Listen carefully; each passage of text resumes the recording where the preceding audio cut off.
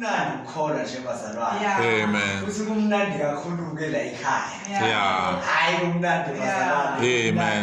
Kunale joy mawucabanga nje ukuze konzweni akazi bazalwane kunalento emnandi evelivuke ngaphakathi. Yeah. Imnandi nje futhi usuke sowazi ukuthi ke ngizoma la ngizwe namhlanje ekseni kodwa awubi nawo ngisho idoubt ukuthi ngingama phambi kwabazali ngoba kumunandi. Yeah. Amen. Asibuyele ke bazalwane iza 40 namhlanje ke ngithole ngithole kakhulu. Iza 40. Konke engayibona ke bazalwane ngikhula ngangiweshipha kakhulu lapha kamakhuthi. Yeah. Babhatha ngangiweshipha kakhulu ngawuthola izabe ngawubona. Ngangiweshipha kakhulu. Ngathi ngelinye ilanga mangubani ayi angikwazi ukucula manje ngisakwazi ukucula sengizoshumayela kuphela. Yeah. Ngempela bazalwane kwaphuma ngalolu langa ukucula. Amen. Isikhathi ngithe kwasi kwavele kwaphuma ngalolu langa. Yabo kubalekile into oyisho usho icabangile ngempela.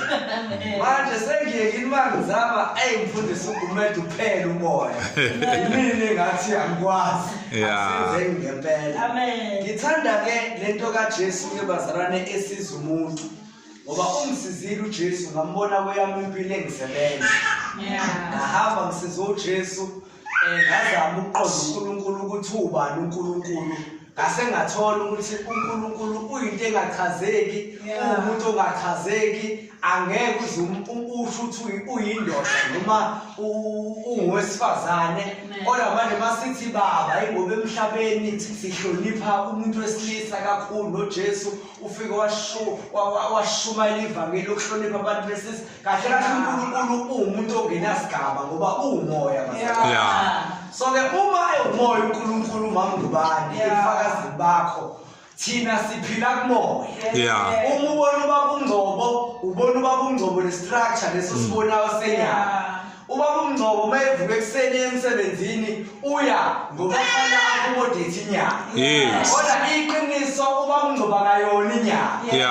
Ubaba uNgcobo usebenzela ukuthi akwazi ukuthenga ijacket yokugqoka kule nyanga egudulayo. Kodwa ubaba uNgcobo umoya. Ingakho iBhayibheli lithi uma umuntu esehamba umoya wakhubukela uNkulunkulu nawaqhamuka. Ngamanye amazwi thina siwumoya siphila kumoya. Ngoba sivala isigaba ngenxa yomoya asikho isigaba la kuthiwa khona usulela umoya wasemini sekuzongena umoya wasebusuku. Umoya uhlezi ukhona ikhathi zonke. Ngamanye amazwi uma sikumoya ke maGumede sibona izinto inyama engayiboni noma inyama ezidawutha ukuthi zingenzeka. Njengoba besubonga ungubani sizosilanda lesasitapha usho kungekho lutho enyameni. Kodwa ngoba sikumoya sikhuluma ngomoya. Into iyenzeka bese uNkulunkulu asebenzisa ukholo lakhe emoyeni al-apply enyameni bese liyabonakala. Inkinga edala sihambe sinezinto ezingenzeke endleleni ingoba siyaphambanisa sinake kakhulu okwenyama. Asikho enyameni. Inyama idizayinela ukuthi nje sikwazi ukuphila kusustainable umoya. Ngoba thina kahle kahle sibonakali. Ngoba bawethenga bonakali ebonakala ngezenzo. Lena sethi izenzo ibonakala kanjani? Si-apply izinto kumoya bazalwane. Zehle ingene enyameni.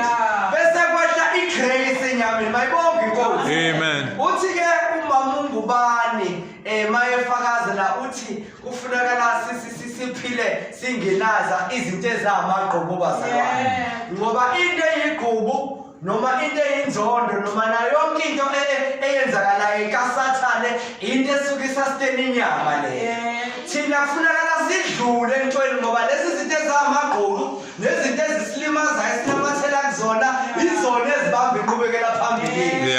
Uma kunesicelo sicelayo kuJesu uJesu uyisa uNkulunkulu ngokuthi icelo zesimazaziwe ngokunxusa nokukhuleka. Ngesikhathi sicela uNkulunkulu kodwa kunalento ehlele enhlizweni. Uma sekuvela kwifile ukuthi wena uyaxolela yini bafika wena usana nomzalwane noma usana nomuntu owakona kusho ukuthi khona isigaba ongakadluli kusona. Kodwa mawuphila enyameni zithi zikunaka ingakho umhlabeni noma meva siwanyathela kodwa siwanaka. Ngoba siyazi ukhona opholisayo. Yini edala uJesu apholise ingoba wayazi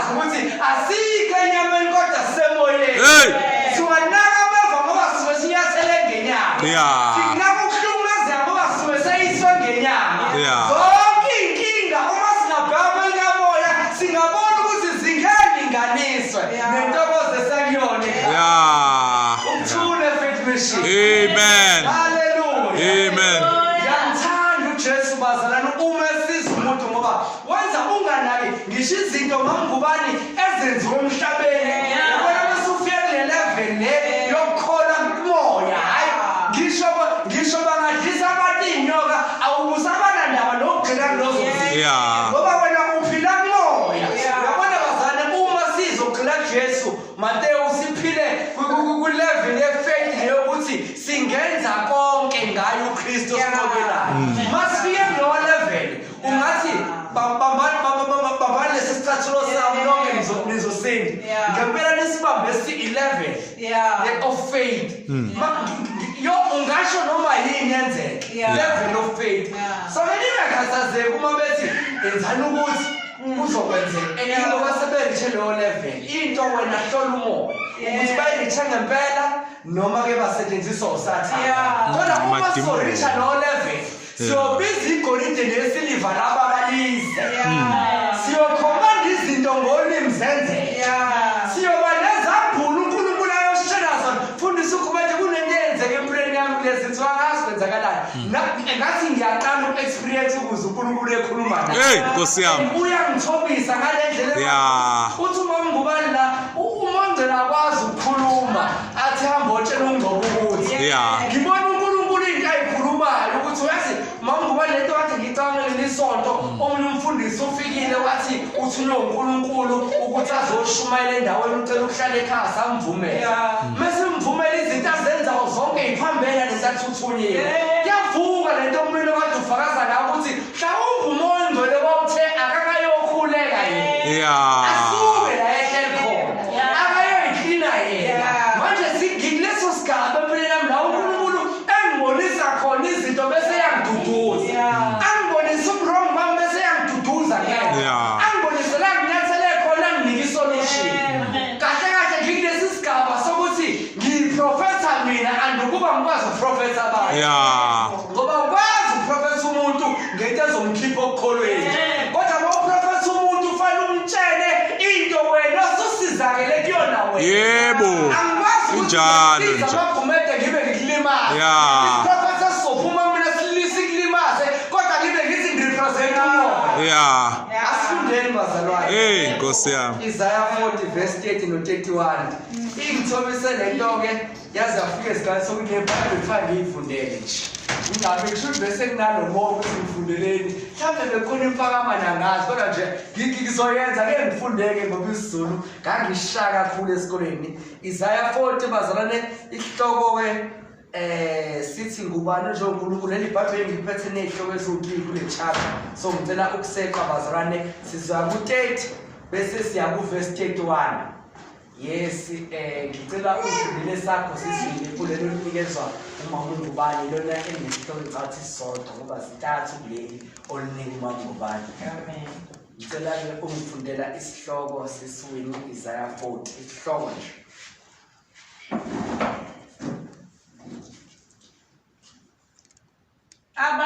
Abantu bakaNkulunkulu bayakududuzwa.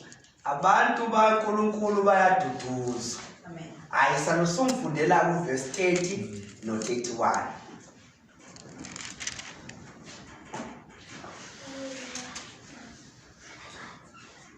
Amen. Izinsizwa ziyaphela amandla. Zikhathale. Nabasha bawa nokuwa. Yes. Verse 31. Kepha abanethemba uJehova bayathola amandla amasha. Yes. Bayakhuphuka ngamaphiko njengezinkozi. Bagijime bangakhathali. Bahambe bengapheli amandla. Babegameni kaJesu Kristu waseNazaretha. My God. Jesus. Wena ngicela ukhulume ngayo uNkulunkulu inhliziyo ethi njobe la imisele umsozisi lakhe egameni likaJesu Kristu. Amen. Izwi lenkosi ke bazane livukile namhlanje lithi insizwa ziyaphela amandla zikhathale nabasha bawa nokuwa. Kodwa abamethembayo uJehova bayathola amandla amasha. bandizile phezulu njengeyinkosi bayibonge inkosi. Amen. Uma kulinganiswa ke ngensizwa kuthiwa ningenithi manifakaza nithi insizwa enamandla. Kodwa ke lithi iBhayibheli khona isikhathi esishayayo la insizwa iphela khona manje. Lithi uma seyiphelile amandla insizwa nabasha sithole bayawa. Kodwa abamethembayo uJehova bayonikwa amandla amasha. Bayondizela phezulu njengokhozi. Uma ke ukhozi ndiza ngeke ngikhulume ngesigaba sokundiza kokhozi umfundisi uGumede kasichaze kahle uyelo la kahle ukhozi ngiyakhumbula uShumayela lakhe esawusanda school yokhozi uliye entabeni kale mbhedeni wayechaza bazalwane